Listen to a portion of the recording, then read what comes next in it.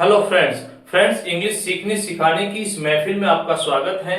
मैं हूं कमलेश शर्मा और आज की इस क्लास में हम जानेंगे कुछ डेली लाइफ में बोले जाने वाले ऐसे सेंटेंस जैसे मुझसे चाय वाय नहीं बनती, मुझसे पढ़ाई वढ़ाई नहीं होती, मुझसे डांस वांस नहीं होता, मुझसे काम वाम नहीं होता, मुझसे इंग्लिश नहीं बोली जाती। तो इस प्रकार के ऐसे सेंटेंस है जिनमें आप अक्षर है चाय वाय, पढ़ाई वढ़ाई, डांस वांस, काम वाम, इंग्लिश खाना वाना जैसे शब्दों का प्रयोग करते हैं। तो उस मेन शब्द के साथ दूसरा जो वर्ड आप स्लंग लैंग्वेज का आप प्रयोग करते हैं तो इसे इंग्लिश में बोलने के लिए आप और समथिंग का प्रयोग करते हैं। किसका प्रयोग करते हैं? और समथिंग का प्रयोग करते हैं।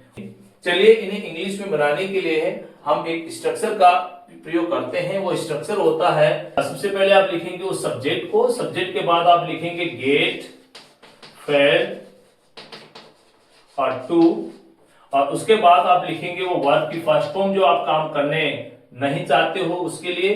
तो फिर उसके बाद आप लिखोगे वर्ब की फर्स्ट फॉर्म, और वर्ब की फर्स्ट फॉर्म के बाद वो ऑब्जेक्ट जो उसके आप कह रहे हो, और इसके बाद आप लिखेंगे और समथिंग, और समथिंग।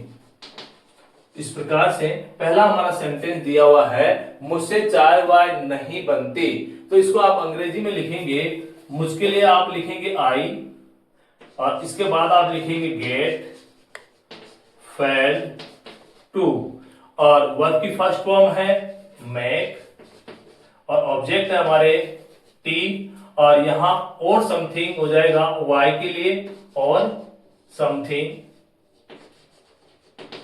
और समथिंग। तो मुझसे चाय वाय नहीं बनती तो इसके लिए आपका सेंटेंस हो गया I get fed to make tea or something. दूसरा सेंटेंस है मुझसे पढ़ाई वढ़ाई नहीं होती, तो आप कहोगे I get fed to study,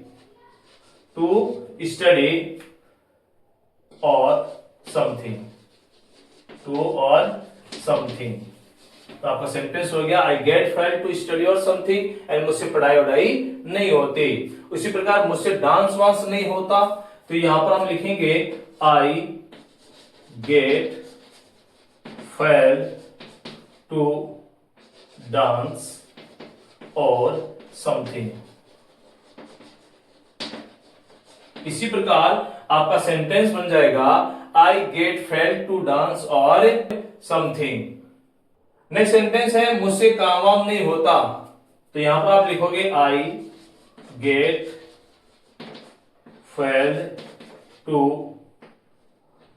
do work or something, तो आपका सेंटेंस हो गया I get fed to do work or something, यानी मुझसे काम वाम नहीं होता। इसी प्रकार आप बोलेंगे मुझसे इंग्लिश नहीं बोली जाती, तो कैसे बोलेगा आप? I get fed to speak English or something, तो आपका इंग्लिश सेंटेंस हो गया I get fed to speak English or something. मुझसे इंग्लिश नहीं बोली जाती, मुझसे खाना वाना नहीं बनता, तो आप कहेंगे I get fed to cook food or something,